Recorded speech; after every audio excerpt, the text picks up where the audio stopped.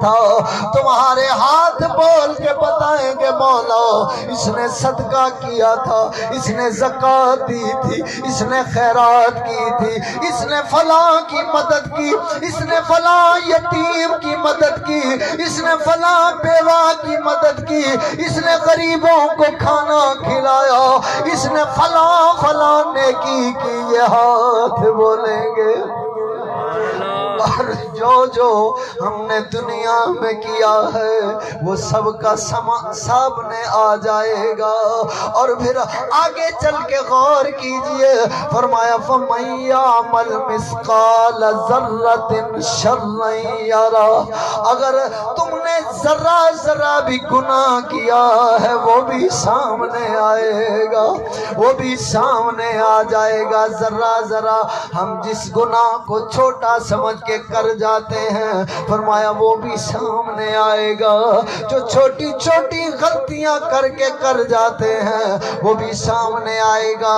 یہاں میں دل پہ چوٹ لگانے لگا ہوں، ذرا جگا کے اپنے ضمیر کو، دل کو، دماغ کو سنیے گا۔ اب غور کیجئے گا، سب سے پہلے میں عرض کروں، یہ جو بارات لے کر ہم جاتے ہیں دلہن لینے کے لیے، اسلام میں بارات کا تصور نہیں ہے۔ اور جو ہم 500 300 400 بندہ لے کے دلہن کے گھر جا کے کھانا کھلاتے ہیں، ان مہمانوں کو بلکہ کہہ دیتے ہیں کہ اور کچھ ہو نہ ہو ہمارے مہمانوں کو کھانا ٹھیک ٹھاک کھلانا۔ ادھر سے آواز آئی، اور مطالبہ کرنے والے، یہ تو کھانا ان کے لیے جائز ہی نہیں۔ شریعت میں یہ جو دلہن والے کے گھر میں جا کے ہم کھانا کھاتے ہیں وہ جائز نہیں۔ ہم کیا کرتے ہیں؟ اب بتاؤ، جس نے جگر کا ٹکڑا دے دیا، اب پھر ہم جا کے اسے وہاں ذلیل کرتے ہیں کہ 300 بندہ آئے گا، کھانا ٹھیک ہونا چاہیے۔ میرے بھائیو، اسلام میں یہ کھانا بھی جائز نہیں ہے، بارات بھی کہیں اسلام کے اندر نہیں ہے، یہ مائیوں بھی اسلام میں نہیں ہے، یہ منگنی بھی اسلام میں نہیں ہے، یہ جہیز بھی اسلام میں نہیں ہے۔ اب یہاں دل پہ ایک اور چوٹ لگاتا چلوں، جو لوگ جہیز مانگتے ہیں، اب یہ ذمہ داری کس کی ہے؟ یہ ذمہ داری ہے مرد کی، دولہے کی یا دولہے کے باپ کی۔ اسلام نے جو ذمہ داری لگائی ہے، دولہا خود کمائے گا، شادی کرنا چاہتا ہے دلہن کے کپڑے بھی خود بنائے گا، اس کے لیے گھر بھی خود بنائے گا، اس کے کھانے کا انتظام بھی خود کرے گا، رہنے کا، کھانے کا، پینے کا انتظام بھی خود کرے گا۔ یہ دولہے کی ذمہ داری ہے، یہ دولہے کے باپ کی ذمہ داری ہے۔ لیکن ہم کہتے ہیں کہ ہم مسلمان ہیں، پر کام مسلمانوں والا نہیں کرتے۔ یہ بارات ہندوؤں کی رسم، یہ مائیوں ہندوؤں کی رسم، یہ مہندی ہندوؤں کی رسم، یہ ڈھول باجا ہندوؤں کی رسم، یہ کھانا بارات کا یہ بھی ہندوؤں کی رسم، اسلام میں نہیں ہے۔ اب یہاں پہ چوٹ لگانا چاہتا ہوں، غور کیجئے گا۔ میں نے ایک نوجوان سے پوچھا، بھائی یہ بیڈ بڑا خوبصورت ہے، کہاں سے آیا؟ کہنے لگا بیگم لائی ہے۔ یہ ٹی سیٹ جس میں چائے دودھ دے رہے بڑا خوبصورت، کہا یہ بیگم لائی ہے، پتہ نہیں کہاں سے منگوایا۔ یہ بیڈ اور یہ صوفے بڑے خوبصورت، یہ برتن بڑے خوبصورت، یہ بیڈ کی چادر بڑی خوبصورت، یہ تیرے گھر کے پردے بڑے خوبصورت، یہ کہاں سے منگوائے، کہاں سے لائے؟ کہتا پتہ نہیں بیگم لائی ہے۔ ارے تو اتنا گر گیا ہے، اتنا تیرا ضمیر مر گیا ہے، اتنا تو غرق ہو گیا ہے، بیگم کے لائے ہوئے برتن میں کھاتا ہے، تجھے ذرا بھی حیا نہیں آتا، اور اپنے آپ کو کہتا ہے میں مرد ہوں۔ ارے تو مرد نہیں ہے، مرد وہ ہے جو سارا کچھ کر کے تیرے لیے لائی ہے۔ اگر تو مرد ہوتا تو کہتا سسر جی ابا جی آپ صرف اس کو برقع پہنا کے بھیج دینا، میں مرد ہوں انتظام خود کروں گا۔ سبحان اللہ۔ اب یہ مردوں کا کام ذمہ داری ہے، جہیز بھی خود بنائے، گھر بھی خود بنائے، بیڈ یہ ساری چیزیں خود بنائے، یہ مردوں کا کام ہے۔ اور جو بھکاریوں کی طرح سسر سے مانگے وہ بڑا بے غیرت بھکاری ہے۔ اب غور کرو، مانگنے والے کو کیا کہتے ہیں؟ بھکاری، منگتا۔ اب اس کے لیے ایک مشورہ ہے، جو جہیز مانگے، آگے رمضان المبارک قریب قریب ہے، انہیں کیا کرنا چاہیے؟ اپنے گھروں کے سامنے خرچہ میں دوں گا، پیسے میں دوں گا، فلیکسیں بنوا کے اپنے گھروں کے سامنے لگا دیں اور اوپر لکھ دیں ہمیں زکوٰۃ بھی لگتی ہے، ہمیں صدقہ بھی لگتا ہے۔ ہم اتنے معذور ہو گئے ہیں، اتنے لاچار اور غریب ہو گئے ہیں، ہم بیٹی والوں سے، ارے غور کرو، جس شخص کی 4 بیٹیاں ہیں، باپ مزدور ہے، بوڑھا ہے، دن کو 1000 کی مزدوری کرتا ہے، 400 کا کلو گھی ہے، بتاؤ وہ ان کو کھانا کھلائے گا یا جہیز جمع کرے گا؟ ذرا غور تو کرو۔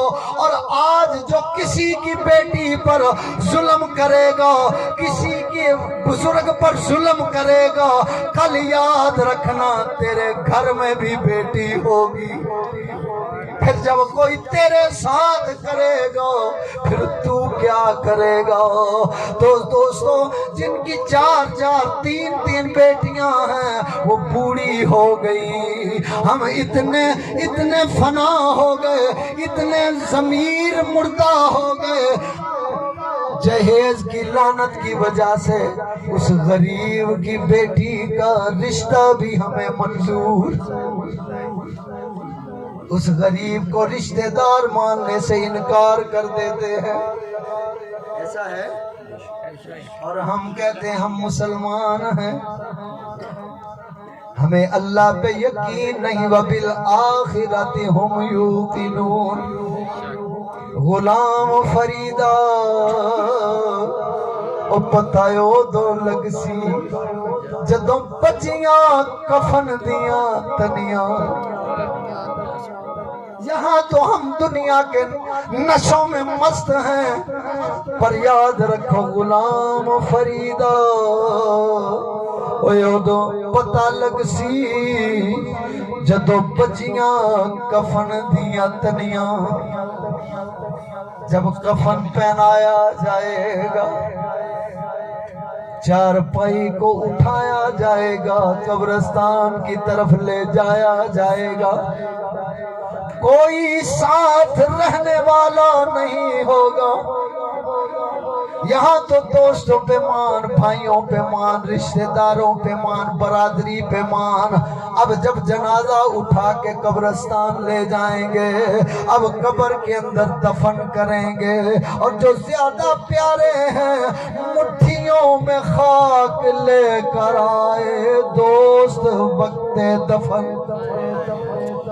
مٹھیوں میں خاک لے کر آئے دوست وقت دفن، زندگی بھر کی محبتوں کا صلہ دینے لگے۔ جو اتنے پیارے دوست ہوتے ہیں وہ بھی کہتے ہیں بھائی مٹی پالو، مٹی پالو، بڑی ہی نام مٹی ڈال۔ ارے جو اتنے قریبی، اتنے پیارے جن پہ مان ہے، وہ اپنے ہاتھوں سے مٹی ڈال کے آتے ہیں۔ ارے اس کے بعد ماں گھر میں روتی رہ گئی، بہنیں گھر میں، بیٹیاں گھر میں، بیوی گھر میں روتی رہ گئی۔ اب وہ جنازے کے ساتھ نہ آ سکی، اب دوست آئے، بھائی آئے، عزیز و قرب آئے، والد ہے تو وہ آیا، اب دفن کر کے سب واپس ہو رہے ہیں۔ پر جو رات کی دیر میں بیٹا گھر نہ آیا، دیر ہو گئی۔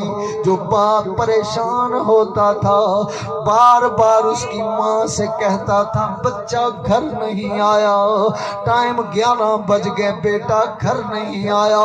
باپ کو ساری ساری رات نیند نہیں آتی۔ آج وہ باپ بھی اکیلا قبر میں چھوڑ کے آ گیا۔ اس باپ نے بھی نہیں کہا اس بچے کے لیے میں نے اپنی جوانی کو لٹا دیا، اس بیٹے کے لیے میں نے اپنے حسن و جمال کو لٹا دیا، اس بچے کے لیے میں بوڑھا ہو گیا، اسی بیٹے کے لیے میں نے لوگوں کی نوکریاں کی، اسی بیٹے کے لیے میں لوگوں سے گالیاں سنی، اسی کے لیے میں نے پتھر بھی کھائے، میں نے لوگوں کے تھپڑ بھی کھائے، اس بیٹے کے لیے میں نے راتوں کی نیندیں بھی برباد کی۔ آج اکیلا ہے پر باپ پھر بھی چھوڑ کے آتا ہے۔ رات قبر میں اندر تو دور ہے، کسی باپ نے قبر پہ بھی رات نہیں گزاری۔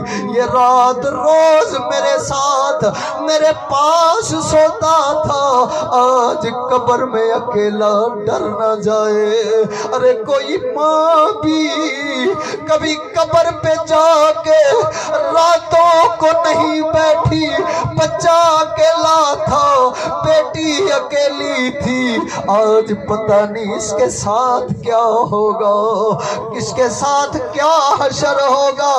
ارے دوست ماں بھی چھوڑ گئی، بہنیں بھی چھوڑ گئی، عزیز و قارب بھی چھوڑ گئے، بلکہ یہاں تک کہ جڑے کہندے سن مرانگ نال تیرے، اج اونا بھی بازیاں ہاریاں نے، او جڑے ٹردے سن نال دنے راتی، او اج اونا بھی باریاں ماریاں نے، او جڑے ترس دے سن دید نو دنے راتی، او چھڑ گئے سب جھوٹیاں یاریاں نے۔